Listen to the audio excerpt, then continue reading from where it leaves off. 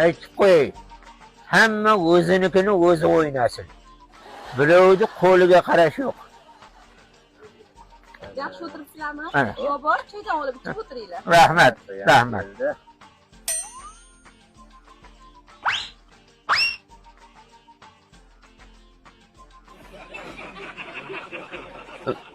Baba, dada, men boraman kelaman. Oxiri shu o'g'lim ekanligidan uyalib ketaman. Ket. Xotinni bir eganiga ketdi ana. Polis to'ldirdingizmi? To'ldirdim. Qani, yur. Dadasi? Oy dadasi.